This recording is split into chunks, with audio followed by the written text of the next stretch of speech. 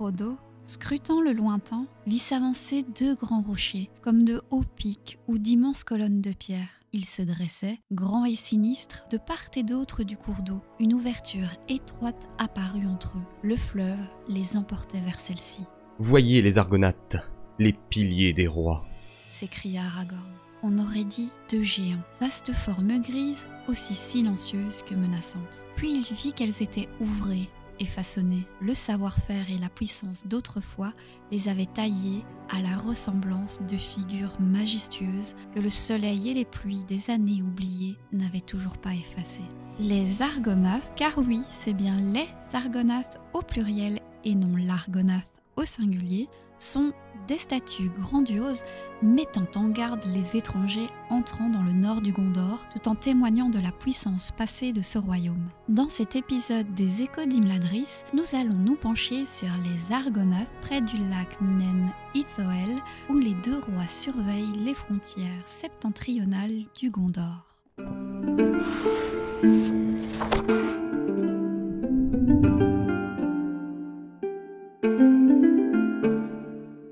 Argonath est un nom sindarin que l'on peut traduire par pierre du roi. Composé de Ar, le préfixe de la royauté comme Arathorn ou Aragorn, de Gon pour Gond voulant dire pierre, et de Ath, le marqueur du pluriel, c'est l'indicateur pour que l'on prononce les Argonath en français. Tolkien, lors des réécritures et des vérifications de son texte, changea quelquefois le nom de l'édifice. Ce fut par exemple Cern Erein ou encore Sarn Aran.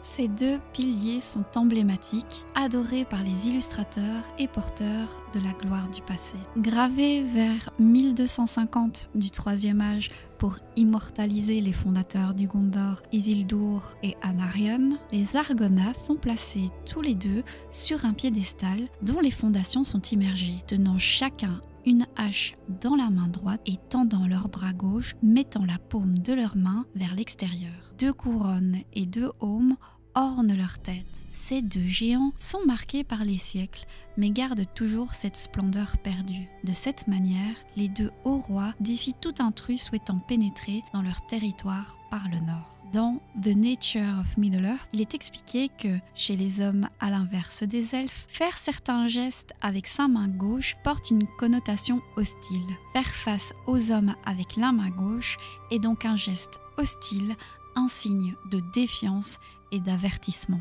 Lorsque l'on regarde l'endroit où se situent les Argonath, entourés par les Emin Muil, ils se trouvent à la pointe nord du lac Nen Ithoel. Une fois les statues passées, il reste quelques mètres à faire pour atteindre le lac. Ce lac est particulièrement connu pour être le rivage de plusieurs lieux dont vous avez peut-être déjà entendu parler. Amonhen, la colline de la vue, Amonlau, la colline de l'ouïe, Tolbrandir ou Aigre-Rock, Parth-Galen ou encore les chutes du Rhoros. Mais pour expliquer la construction des Argonath, il faut remettre un peu de contexte, notamment autour du Gondor. Tout commence avec Minalcar, le fils de Calmakil.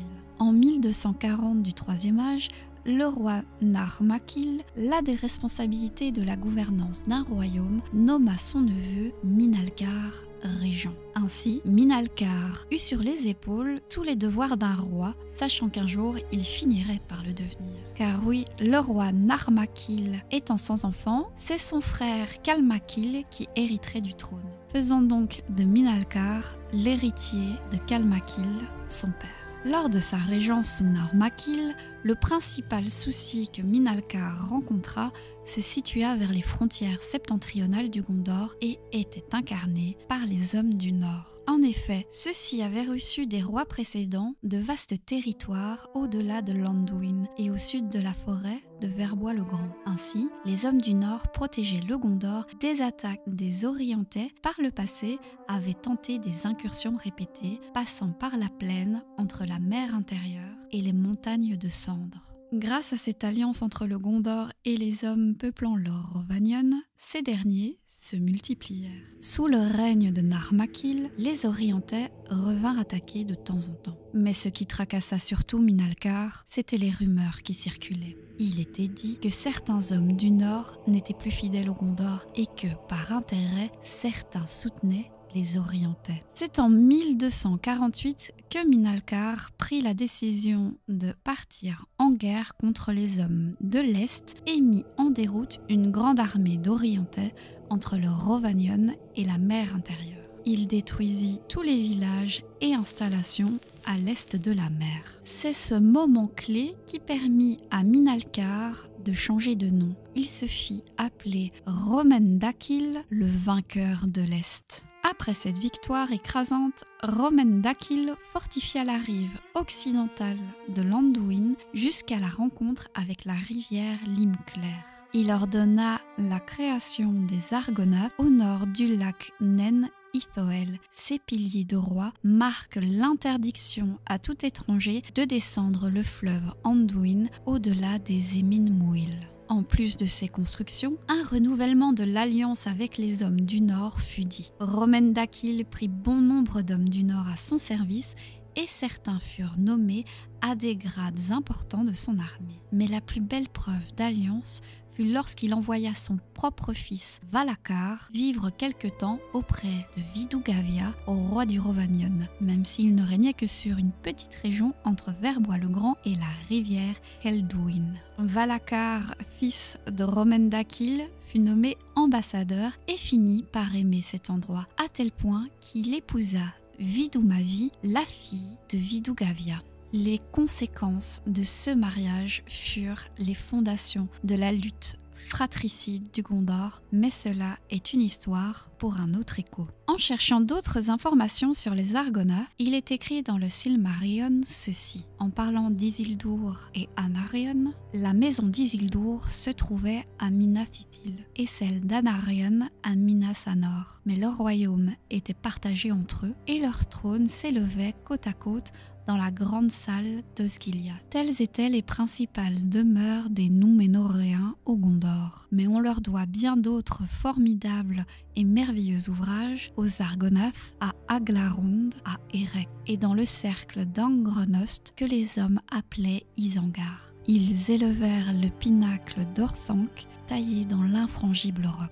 Dans cette version, il est sous-entendu que les Argonaths serait l'œuvre d'Isildur et Anarion. Un éclaircissement sur ce point est donc de mise. Le Silmarillion, bien qu'exceptionnel, est l'œuvre de Tolkien retravaillée par son fils Christopher et publiée de manière posthume. Le Silmarillion publié par Christopher Tolkien ne ressemble pas au Silmarillion que Tolkien père aurait publié. Or, l'histoire de l'origine des Argonaths expliquée plus tôt renvoie, quant à elle, aux appendices du Seigneur des Anneaux, ceux-ci publiés du vivant du professeur. Il me semble donc plus pertinent de garder en tête l'histoire de Romen-Dakil plutôt que celle d'Isildur et Anarion.